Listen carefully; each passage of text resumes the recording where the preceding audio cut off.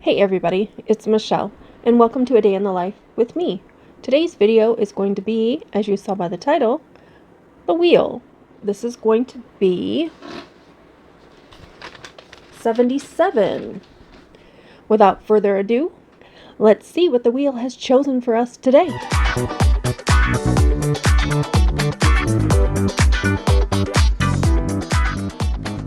Alright, so we got us a little boring palette.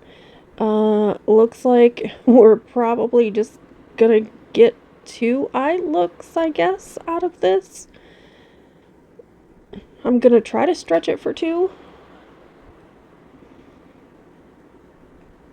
What do you think, guys? I may end up doing this palette and maybe grabbing one of my other quads out of my quad container. I don't know. It's a 6pan palette. You know what? This is just going to be a 77.1 or something. I don't know. Because I literally am going to create one eye look. And the palette will be done. So without further ado, let's just get on into it. Okay, I did put my mirror back here in front of me, so I will be looking down some. I'm going to try not to. There aren't any shade names. By the way, this palette is the Bella Pierre It's Only Natural Eyeshadow Palette is the name of it. That's what it shows there on the back. So I'm just going to use the mattes, obviously, and then the shimmers, obviously. So I'm going to start with this lightest color. There aren't any shade names that I could see. And we're just going to get on into it. And I'm going to be honest, today is Friday the 13th of October. And I know you guys did not see a wheel series video this last week. I have the 76 video, wheel 76, where it chose the Hip That Pink palette. I have those videos recorded, I just need to get them edited and uploaded. So I'm pretty sure in the last update, since there aren't any shade names, I'll just point out the shade that I'm using. Obviously none of these are really tutorials because I pretty much do the same type of eye look each and every time, I guess. So I'm still using that light shade. I left off in the last update video with my first open heart surgery. And not sure if I got into my heart attack or not, so that's where this video will go. So I had that, the valve replacement, first valve replacement, because the surgery when I was 5 was not a replacement, it was a patch of my aortic trunk. The first where they cut my chest open was the first valve replacement. I'm now going to go into this bottom one and just kind of darken it up a bit, I guess.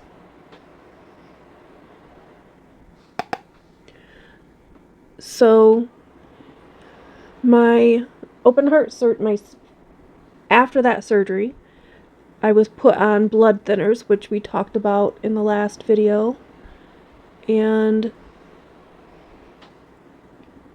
I knew that I would have to take them for the rest of my life, but I had lost my insurance when I moved from the east side of Michigan to the west side of Michigan.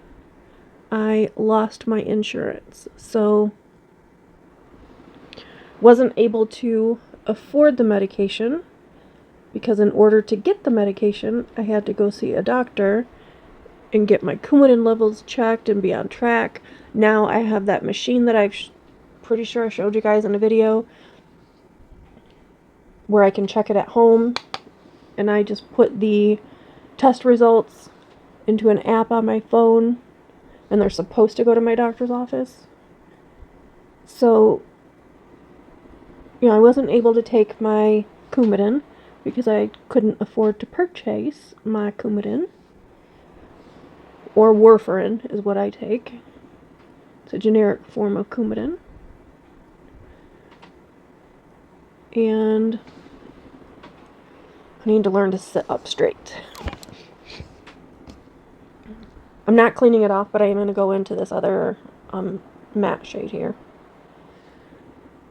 So as I, had been not able to take it, my levels got really out of whack, and I believe we talked about that in one of the videos as well, where a normal person, someone who's not taking any blood thinners or any type of blood thinning medication, just you, Joe Schmo, sitting there, or Jane Schmo, whoever, sitting there watching this, your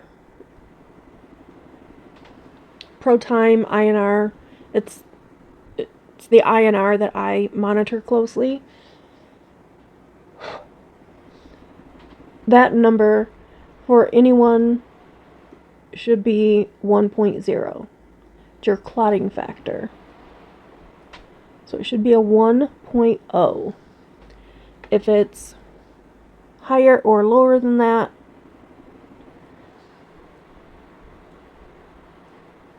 you could run into issues. I'm now going to take this middle shimmery shade and kind of put that here on the outer portion.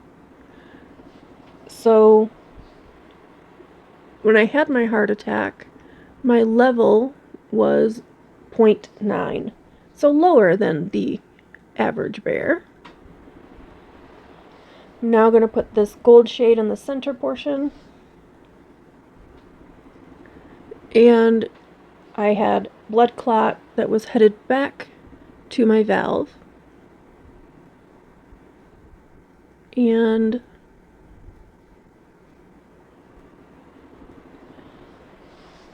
was on its way to my valve. If it would have hit my valve, it would have caused my heart to stop. I took that white shade, and I'm just going to put that here in the inner portion.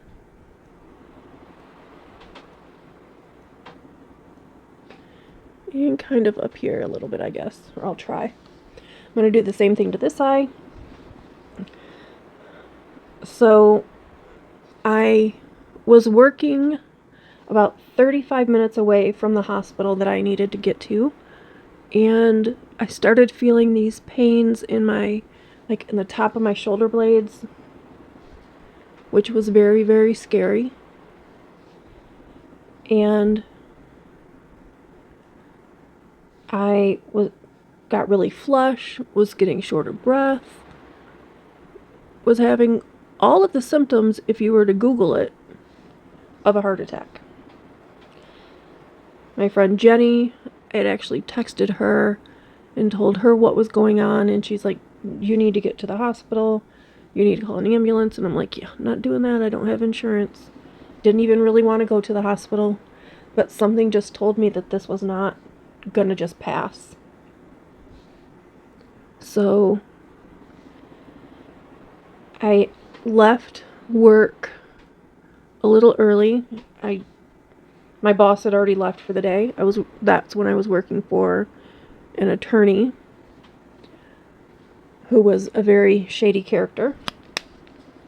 So I've used everything in here. I'm just going to keep talking while I finish up my makeup. I might not be looking up at the camera very often, so I do apologize for that, but I am going to continue on with the story while I finish my makeup.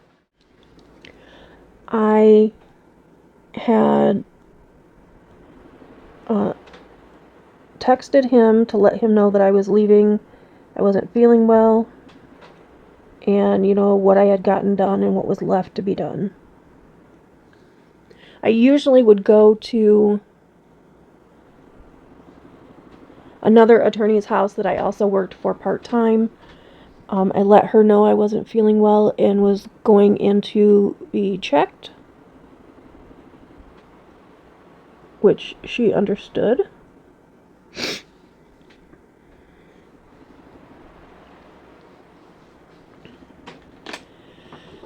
So that's what I did. I drove myself 35 minutes back to the Traverse City area. Went to urgent care because I figured, you know, they'll be able to do something. I didn't want to go to the ER because I didn't want to have to deal with that bill. So I just went to urgent care, told them what was happening. They got me back pretty quickly. Got me hooked up to an EKG machine and informed me that I was having a heart attack and they were calling an ambulance to come and get me. And I told them, nope, you cannot do that. I cannot afford an ambulance. And called he was my fiance, but they had called him. Correction, I called him on my cell phone and let him know what was going on, and he of course was like, no, we can't afford an ambulance. I'll come get you, or see if they'll let you drive yourself, which I don't know why that shocked me. I am using the ColourPop Lippy Pencil in the shade I Heart This. Ooh, this is going to get thrown away, actually. Yeah, I'm throwing this away. It doesn't look right. So this is going into trash. I need to do a lippy declutter. This has all of my liners. It is my Reese's mug that my son got me for Christmas not too long ago. I should have these upside down so I can actually see the color. I'm really trying not to use my favorite Gerard Cosmetics one, just because I use it a lot.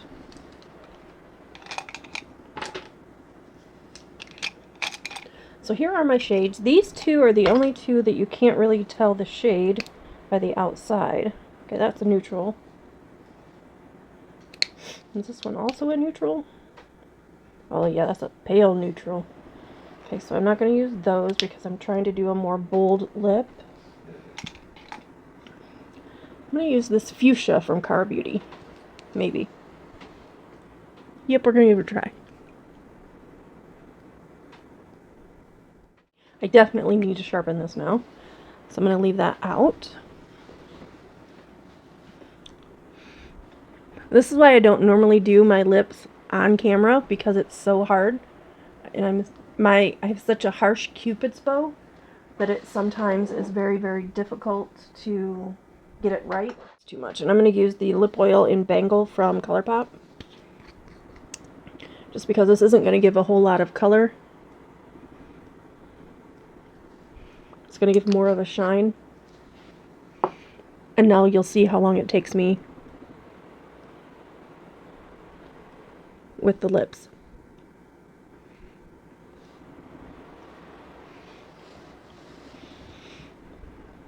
I don't like the way it looks when I overline my lips, because I have tried to do that.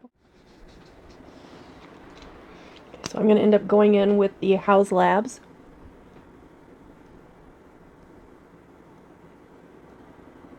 This is why you don't see me with lipstick all that often. Because this happens. Alright, and I'm going to set with my Laura Geller. Not sure why I'm setting. I guess to complete the look. So while that is drying, I will finish the update. So I went in and drove myself to the hospital. And because I drove myself to the hospital, I keep feeling little hairs. But I don't see any little hairs. So I drove myself to the hospital. And because of that, of course, I was not taken as a priority. and sat in the lobby for far too long. Probably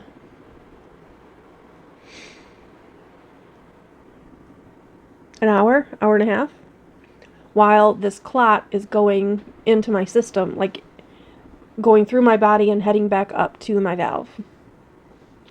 It was in the lower chamber of my heart. I was taken back for the cardiologist to take a look to see what was like it, so that they could run their tests that they needed. But before, I actually had gotten up and was getting ready to leave because I had been there for so long, and nobody was coming to get me or check on me or do anything. I'm moving the mirror and stuff back so I can lean in more and tell you guys more. Let me take these ears off. So, as I'm sitting there and no one's doing anything and I'm getting annoyed, I tell my fiance, my ex, now, I'm just going to call him my ex, because I don't like calling him anything else other than asshole. My ex was telling him, I'm tired of waiting, let's just go. If it gets worse, I'll come back, whatever. So he goes up to the desk. I should not have put my hair in a pony. He went up to the desk to let them know that I was getting ready to leave, because I had been waiting for so long. And they literally said, "Oh, what was she here for again?" And he said, "Do you see that pack?" Because when I left urgent care, I was given a pack, like an envelope, with records or something for me to take to the ER. And they were going to call them and let them know I was on my way. So he said when she came in, she gave you that envelope. She is having a heart attack, according to the urgent care. And they were like, well, she didn't come in an ambulance. And he said, no, we have no insurance. We can't afford an ambulance. We can't even afford to be here right now. But I don't want her to die. So you're either going to do something or she's going to leave and I can't stop her. So him saying that, and he got rather loud. The cardiologist happened to be walking by in the hallway behind the desk. There's a desk, a door for like triage, and then behind that on the other side is another door which was open into the hallway, and the cardiologist happened to be walking through. And he came out and said, "Wait, what? And how long have you been waiting?" And he's like, "Now about an hour, about maybe an hour and a half, hour and 15 minutes, something like that." And he said, no, bring her back now. And they, like, literally, I was brought back, put on a bed, my clothes were taken, and hooked me up to all of these machines, and I felt like I went from sitting waiting in a lobby to die to I was literally in having a heart cath within 30 minutes of the doctor hearing my ex talking to the nurse and pulling me back. Afterwards, as I was in recovery, because they did have to put me under, they didn't put me all the way under, so I was not on like a heart and lung machine, but I was knocked out. The cardiologist informed my ex that the type of heart attack that I had is called a widowmaker, and that if I would have left, I wouldn't have made it home, because it was within minutes from hitting my valve. If that clot would have hit the valve, the cats are fighting on my bed. If the clot would have hit the valve, it would have stopped the valve, my heart would have stopped, and I would have died. So I remained in the, this was on June 4th, 2014. I was in the hospital for 10 days. And while I was in the hospital, that attorney that I worked for, not the one I did part-time, she's great. I haven't talked to her in quite a while, but we remained close. I worked for her even after, here goes, while I was in the hospital. I had a laptop for that attorney in Bel Air. His name is Jack. Everyone called him Jack. I had a laptop that I used for work, and I would take it home in case, northern Michigan, you get bad weather. Granted, it was in June, so probably wouldn't have been bad weather, but in case he needed something over the weekend, he would be able to get in touch with me, and I would be able to do whatever it was. Because I was paid salary, not hourly. So I had the laptop, and I had asked my ex to bring it up to me at the hospital so that, I would have something to do while I was there. I happened to come in one day, and I was literally on Facebook, looking on Facebook when he walked in the room and said, "Oh, you have your laptop. You must be feeling better." And I'm like, "Well, no." My ex brought this in so that, I would have something to keep my mind occupied so I didn't stress about what just happened. Explained to him what happened, explained to him what was going on, and that I would not be back to work on Monday, that I wasn't even sure I would be home on Monday, and he asked if he could just dictate to me right there, and I could, write a motion right there in the hospital. One day after a heart attack. One day. I was in the hospital one day. Had the heart attack on maybe it wasn't a Friday. I'll have to look it up. I don't remember what day of the week it was, but I know it was June 4th, 2014. So on June 4th, 2014 is when I had my heart attack and almost died for I don't know how manyth time. I told my boss that, I wouldn't be returning to work right away. I wasn't even sure when I would be going home. And he, at that moment, said, "Well, do you mind if I dictate a motion to you and we can get this motion filed?" Because I had Wi-Fi in the hospital. So I was able to e-file right there. So he started pacing back and forth and dictating, and I was typing and what have you, and my heart rate kept bumping up and bumping up. And he was getting flustered because the beeps were throwing him off and making him not be able to concentrate. So he was getting flustered and was raising his voice. The nurse came in and said, "Can I help with anything in here?" And he said, "No, this is private patient or attorney-client privilege." And she said, "Is he your attorney?" And I said, "No, I work for him, and we're working on a client's case." And she said, "Oh, no, you're not. Not in the hospital, you're not." And so he pretended to stop. She left the room, and he continued to dictate a letter or a motion. So I completed it, filled in what I needed to fill in, and emailed it to him for his review. He reviewed, signed it, sent it back to me while I was in the hospital, asked me to file it and get service and everything ready, and he would get it all sent out and what have you. Then asked me to do billing while I was in the hospital. The nurse at one point had come in and said, "You're just going away on that computer. Is everything okay? I see that your, heart rate and everything is bouncing all over the place.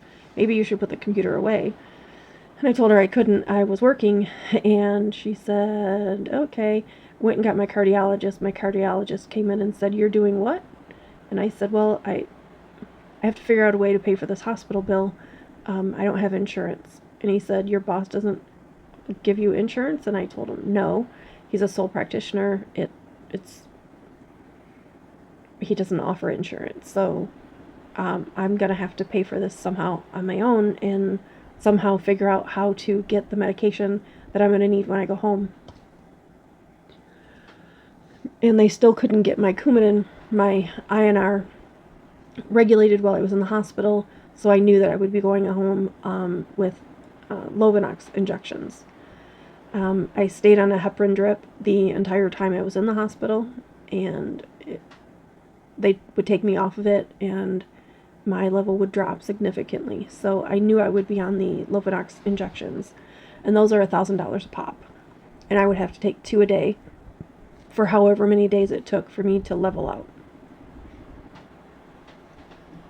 I didn't get paid that much, so I had to figure out something. The time that cardiologist actually went to bat and did what he could to get me approved for Medicaid. Since I wasn't going to be able to return to work right away, I was able to get like short-term Medicaid, and that covered my hospital visit. So, obviously everything that happened in the hospital was covered, and medications were going to be covered, but of course it was going to take some time. So I would end up getting a bill for the hospital stay, but I was told to give that to my caseworker and they would take care of it. I 10 days later got released from the hospital, and the Medicaid situation still hadn't come through. So my cardiologist at the time, there was 2 of them, they were partners. I cannot think of their names. Oh my gosh. One of them was Dr. Cruz. He's the one that performed the heart cath. And I cannot think of the other one's name. It's gone. But anyway, they decided to make sure that I had my medications and it was all covered. And before I left the hospital, I was wheeled down to the pharmacy by the cardiologist to pick up all of the medications and paid $0. And I went home with 10 days worth of Lovenox injections. So that would have been $10,000. And I paid 0. So knowing that they went to bat and made sure that I had my medication that I needed to take to keep me alive and keep me out of the hospital, I continued to see that cardiologist until he left the practice, and he switched me over to one of his partners, or one of the other, because the cardiologist unit in Traverse City, there were like 15 to 20 cardiologists within Great Lakes Heart Center, what it was called. I'm not sure I'm going to be able to take all these ums out. So I continued seeing the cardiologist he referred me to, Dr. Ochoa, and saw him up until I moved from Traverse City, or actually until I lost my insurance again, and moved from Traverse City back down to the Burton area. And by the way, after I was released from the hospital on June 14th, within a day or two, my boss wanted to meet me so he could give me my paycheck, and to also inform me that I was fired, because I could not give him a definite date that I would be returning, because my cardiologist refused to allow me to leave the Grand Traverse County area until my Coumadin levels were in check. And that hadn't happened yet, and I couldn't tell him an exact date because I didn't know. So he terminated my employment, but asked me to please come to the office and show him how to do things and teach his wife how to do the books and go through and organize and do what have you. So I spent 10 days in the hospital fighting for my life, only to be terminated from my job. And my health just deteriorated from there. We will pick up from there in the video for Thursday. I might spin the wheel again, or I might just grab another small palette out of there and do a look with that. I don't know. Notice that my subscriber count's going up, which is great. So hopefully me posting these videos on a semi-regular basis is helping. And if you did not watch the clown collab that happened on Friday the 13th, please check out that video and the playlist that is in the description box. I'm going to take some photos. Go. As always, please give this video a big thumbs up. Subscribe if you have not already. Ring that notification bell so you're notified of each and every upload. Leave me a sweet comment down below. Let me know how your day is going. And let me know if you're following along on this journey with me. Had a doctor's appointment on Friday the 13th. We'll discuss that in a future video. And we'll just keep on going with my health and heart journey. As always, guys, please remember to be kind to one another. You know the rest. Give me that purple heart, Tish. Love you.